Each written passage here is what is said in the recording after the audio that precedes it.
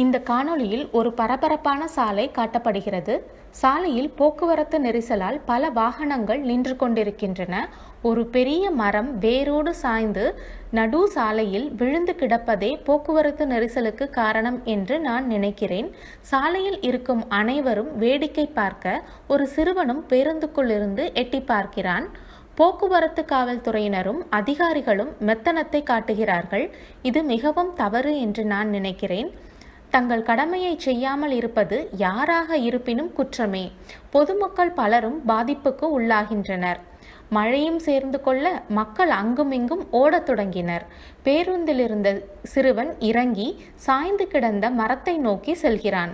அனைவரும் அவனது செய்கை புரியாமல் அவனையே பார்க்கின்றனர். புத்தக பையை கீழே போட்டுவிட்டு தன்னந்தனியாக மரத்தை தள்ள ஆரம்பித்தான் அந்த சிறுவன். மக்கள் அனைவரின் கவனமும் சிறுவன் மீது பதிந்தது.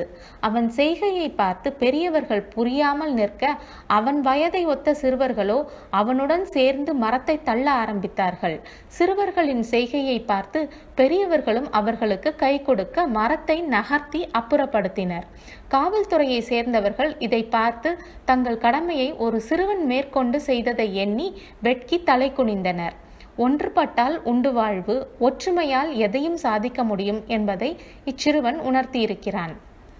கேள்விகள்: போக்குவரத்து நெரிசலில் சிக்கிக்கொண்ட அனுபவம் உனக்கு உண்டா? அப்போது உன் மனநிலை எப்படி இருக்கும்?